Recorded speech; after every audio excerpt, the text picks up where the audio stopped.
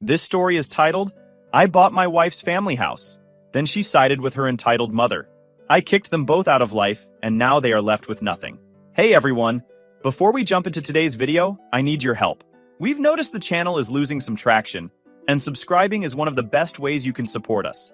It's quick, free, and it helps us keep bringing you awesome content. Your support means the world. Let's keep this channel growing together.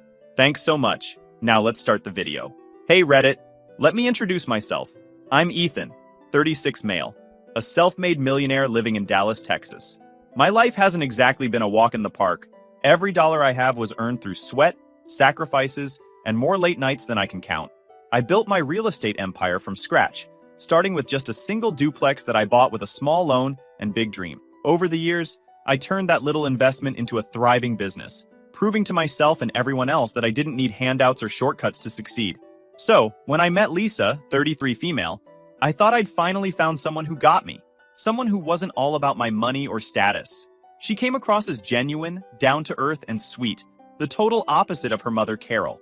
Lisa would laugh about how overbearing her mom could be, and I'd just nod along, thinking it was probably exaggerated. I mean, how bad could one person really be? Turns out, very bad. Carol was the kind of woman who could make the strongest person crumble with a single glare.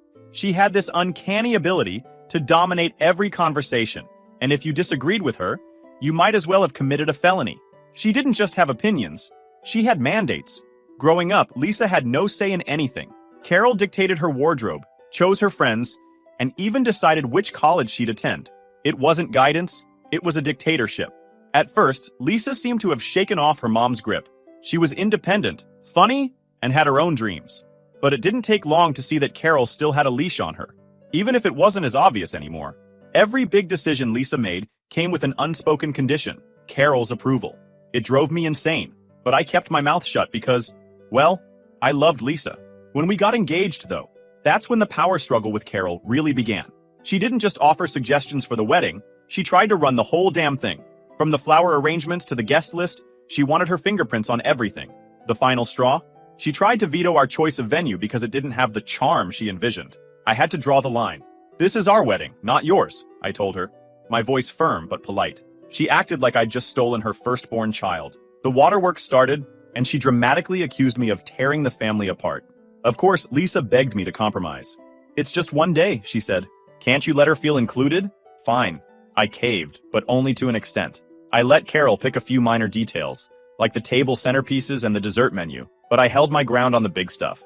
The wedding was beautiful, no thanks to Carol's meddling. But looking back, it was clear the day wasn't about us for her. It was about proving she still held the reins. Before the wedding, I made another tough call. I asked Lisa to sign a prenup. It wasn't exactly a romantic gesture, but I'd worked too hard to risk losing everything if things ever went south. To my surprise, Lisa didn't put up much of a fight. I get it, she said. You've built something amazing, and you want to protect it. At the time, I thought her calm reaction was a sign of maturity. Later, I'd realize it was probably just another example of how much Carol's control had trained Lisa to go along with what others wanted. For a while, things were good. Married life was great. Lisa was supportive, loving, and everything I'd hoped for in a partner. We traveled, tried new restaurants every week, and even started talking about buying a vacation home. It felt like we were building something solid together. But like a storm brewing in the distance, Carol's presence was always there, waiting to stir things up again. Little did I know, the drama with Carol was just getting started. That woman didn't just want to be part of our lives. She wanted to be the center of it. If I thought standing up to her during the wedding planning was tough, I had no idea what was coming next. Carol wasn't just overbearing. She was strategic, manipulative, and downright relentless. And she wasn't about to let me or anyone else keep her from getting what she wanted. So, about 6 months ago, Carol and her husband, Frank, decided to sell their house in Austin. The place was, how do I put this nicely? A dump. It had potential once upon a time, but decades of neglect had turned it into a creaky old money pit. The roof leaked, the plumbing groaned, and the kitchen looked like it hadn't been updated since the 80s. Not to mention, Carol's signature floral wallpaper was everywhere. It was a nightmare disguised as a house. Lisa got the call first. Carol pitched the idea like it was some incredible, once-in-a-lifetime opportunity. You two should buy it, she said. Keep it in the family. When Lisa brought it up to me, I laughed. Like, full-on belly laughed. You want us to buy that house? The one falling apart? It's not that bad, Lisa said, trying to sell me on the idea. It just needs a little TLC. I could see where this was going.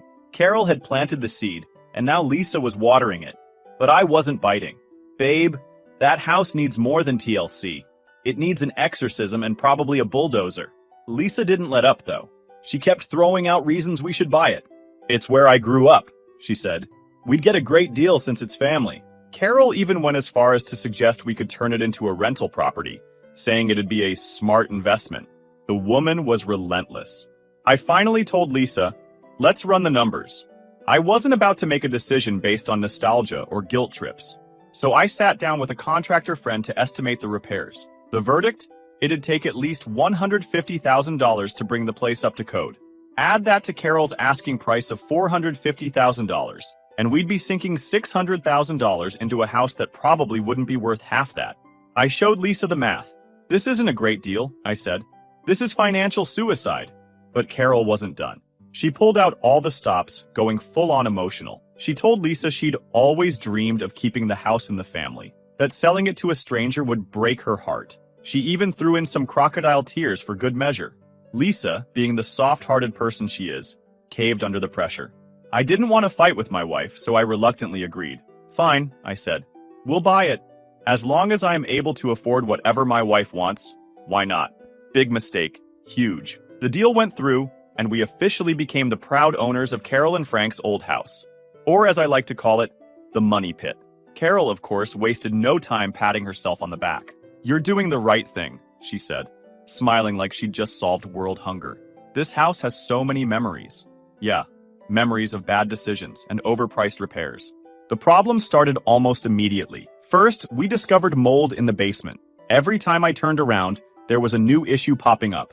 Meanwhile, Carol was living it up in her new, downsized house, completely oblivious, or maybe just indifferent, to the chaos she'd left behind. Carol didn't just want us to buy the house. Oh no. She wanted us to preserve it. She'd randomly stop by, offering unsolicited advice about how we should decorate or which repairs we should prioritize. You can't rip out the old cabinets, she said. They're original to the house. Original? Lady, they were rotting. It didn't take long for me to realize this wasn't about the house. It was about control. Carol didn't just want to offload her problems onto us. She wanted to stay involved. The house was her leash, and she fully intended to keep tugging it. One day, Carol dropped by unannounced, carrying a stack of photo albums. She wanted to help us plan the renovations by showing us how the house used to look back in its glory days. I wasn't buying it. We've got it under control, Carol, I said, trying to keep things civil. But she wasn't having it. This isn't just any house, she said, her voice dripping with drama. This is our family's legacy. Legacy? The only thing that house was passing down was a headache. Things really hit the fan when Carol suggested we should live with her and Frank temporarily while we renovated. It'll save you money, she said, and we can all be closer as a family.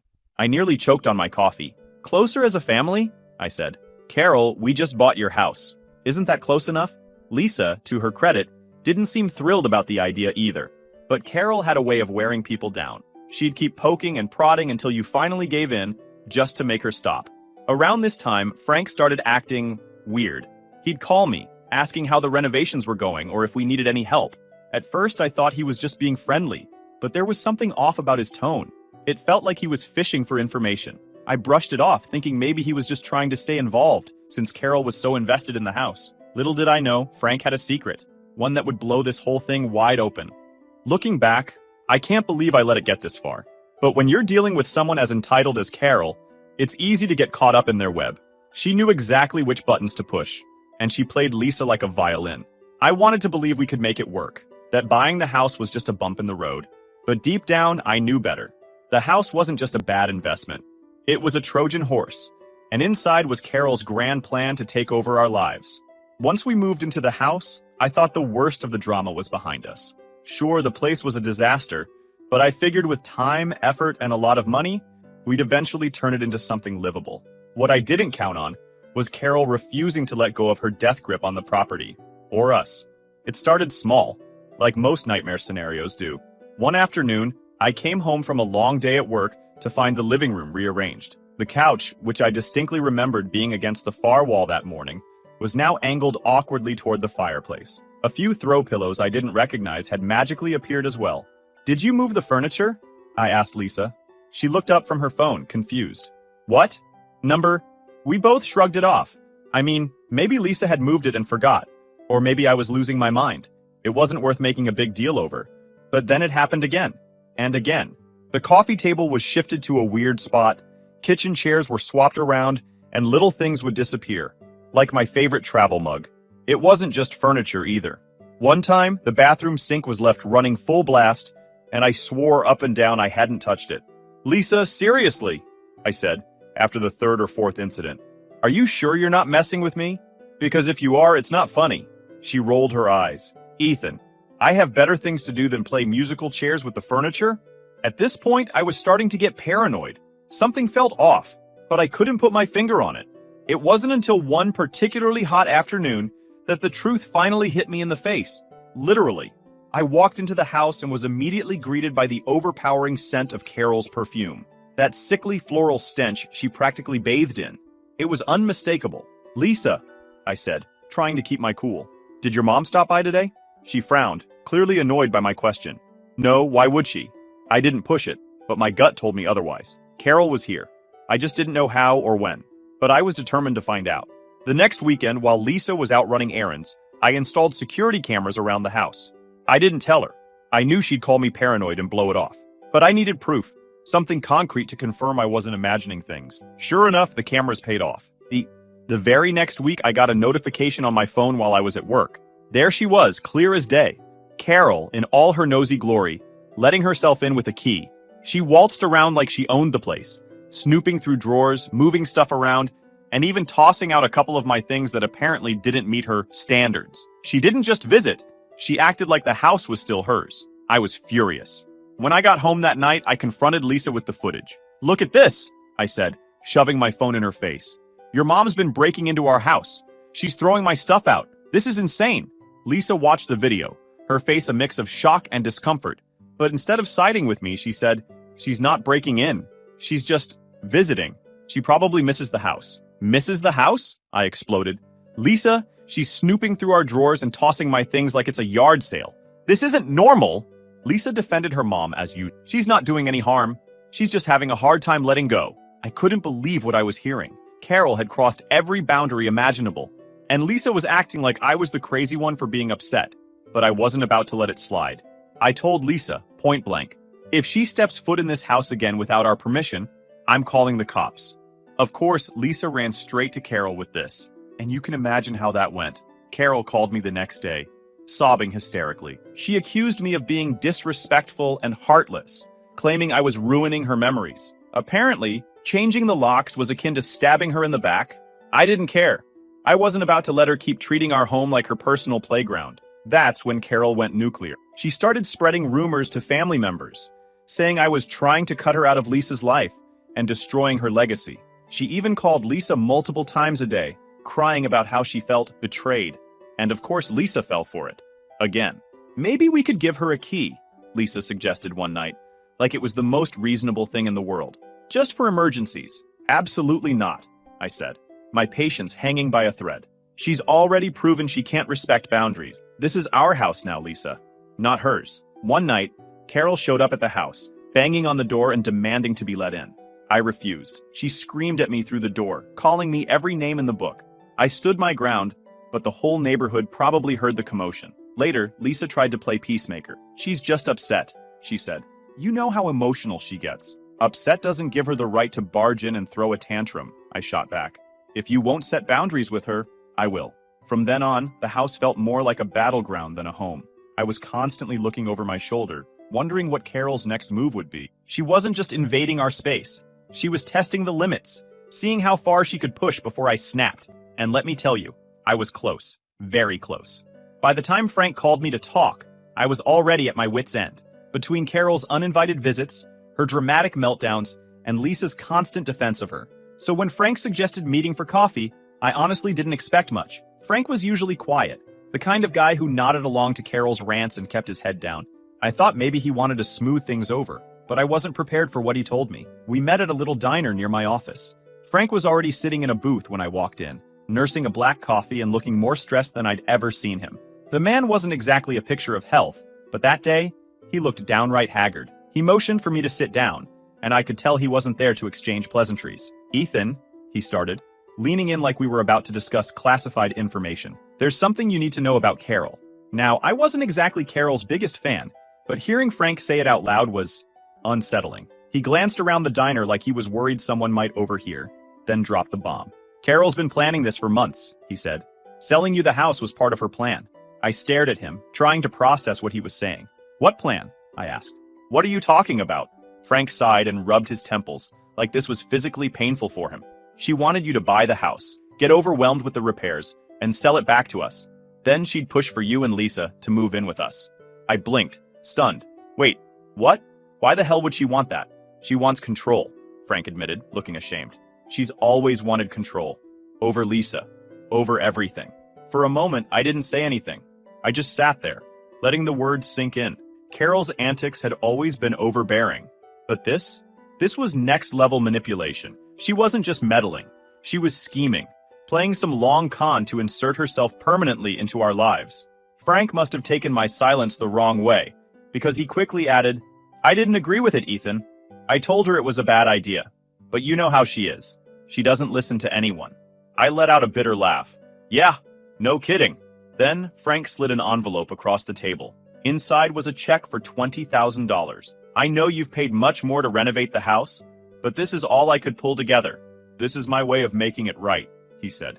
I can give you the rest of the money you spent on the house if you agree to sell it back to me without Carol knowing. I stared at the check, my mind racing. Part of me wanted to rip it up on the spot. This wasn't about the money, it was about the principle. Carol had used Lisa's love for her childhood home as a weapon, manipulating her into convincing me to buy it. And now Frank was trying to buy my silence? I don't want your money, I said, shoving the envelope back toward him. What I want is for your wife to stay the hell out of my life. Frank sighed again, looking defeated. I can't control her, Ethan. Believe me, I've tried. I left the diner angrier than I'd been in a long time. Frank's confession only confirmed what I'd suspected all along. Carol didn't just want the house. She wanted us, under her thumb, where she could dictate every aspect of our lives. And Lisa, she couldn't see it. Or worse, she didn't want to. That night, I sat Lisa down and told her everything. I laid it all out. The real cost of the repairs, and Frank's confession about Carol's twisted plan. I even told her about the $20,000 bribe, hoping it would finally open her eyes. But instead of being shocked or angry at her mom, Lisa turned it all on me. You're obsessed with demonizing her, she said, her voice shaking. She's not perfect, but she's my mom. Why can't you just let it go? Let it go? I snapped. Lisa, she manipulated us into buying this house so she buys it again cheaper. She's trying to control our lives, and you're just letting her. She's just trying to help, Lisa shouted back. You always think the worst of her. That was the moment I realized Lisa wasn't going to change. Carol's grip on her was too strong, and no amount of logic or evidence was going to break it. I was fighting a losing battle. Things escalated quickly after that. Carol must have sensed that I was onto her, because she started ramping up her antics. One night, she showed up at the house with a contractor she'd hired, without consulting us, of course. She claimed she was helping by getting estimates for the repairs. When I told her to leave, she caused such a scene that the neighbors came out to watch. But the final straw came when Carol called the police on me. Yes, you read that right. She claimed I was destroying her property by making changes to the house. When the cops showed up, I handed them the deed with my name on it. They laughed and left, but Lisa didn't find it funny. You're just making things worse, she said, glaring at me. Why can't you try to get along with her? Because she's insane, I shouted. And you're letting her ruin our marriage. That was the breaking point. I told Lisa she had to choose, me or her mother. I didn't want to issue an ultimatum, but I couldn't live like this anymore. Her answer? Silence. She just stared at me, tears in her eyes, and said nothing. The night ended with me kicking her out of the house for choosing her entitled mother over me. As I walked out of the house that night, I felt a strange mix of anger and relief. Anger at Lisa for siding with her mother again, and relief because I finally understood what I had to do. For months, I'd been trying to reason with people who didn't want reason. They wanted control. Carol wanted to control my house, my life, and even my relationship.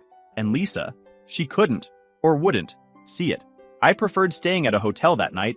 It gave me the space I desperately needed. I spent this night replaying every argument, every warning sign I'd ignored, and every time I'd let Carol and Lisa push me to the edge. The more I thought about it, the clearer it became. I wasn't just fighting Carol. I was fighting Lisa's refusal to stand up for our marriage. The next morning, I called my lawyer to start the separation process. I need to protect myself, I told him. He didn't need much convincing. The man had handled enough messy divorces to know when a client was in over their head. He reminded me of the prenup, a little silver lining in the storm, and assured me that it would make things smoother. Still, I wasn't about to leave everything behind without a plan. The house, for one, was a mess, but it was still mine. I decided to rent it out to avoid the constant reminders of Carol's meddling. My real estate connections helped me find a nice young couple who were thrilled to move in, creaky pipes and all. But of course, nothing with Carol is ever simple. Not even a week after the new tenants moved in, I got a frantic call from them. Apparently, Carol had shown up at the house, banging on the door and demanding to be let in. When they refused, she tried to force her way inside, shouting something about family rights and her house. She what? I asked, stunned. She said we didn't belong there and tried to push past us, the tenant explained. We had to call the cops. That was the last straw. I drove straight to the house, fully prepared to confront Carol once and for all. But by the time I arrived, she was gone. The tenants were shaken, but thankfully unharmed. I apologized profusely and assured them that Carol wouldn't be bothering them again. Then I called her. Carol, what the hell is wrong with you? I demanded as soon as she picked up.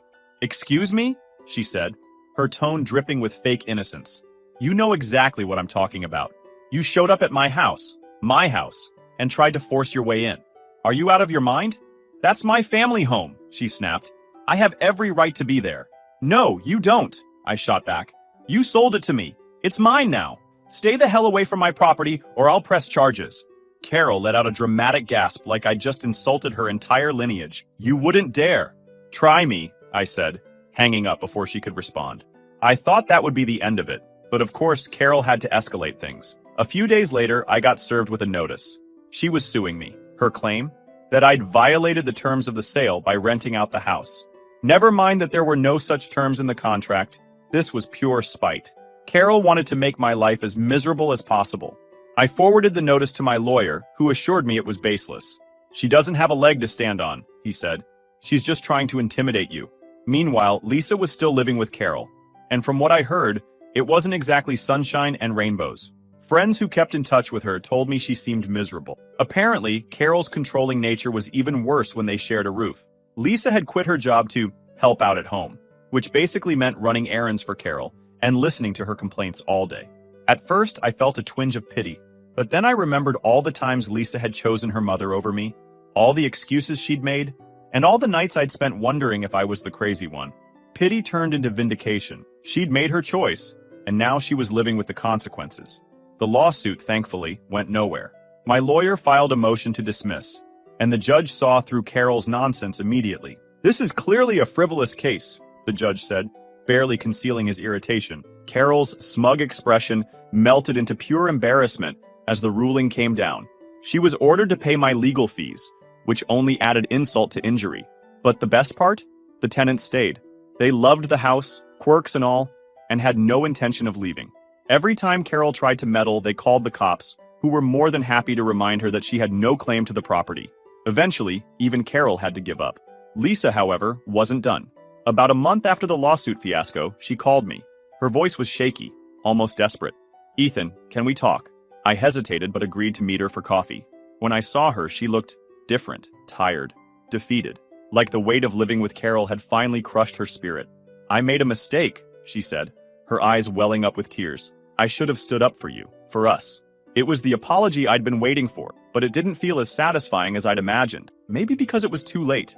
The damage had been done, and I wasn't about to walk back into the lion's den. I'm sorry, I said, keeping my tone even, but I can't do this anymore. I need to move on. Lisa nodded, tears streaming down her face. I understand. And just like that, it was over. The prenup ensured she didn't get a dime from me. Not the house, not my money, nothing.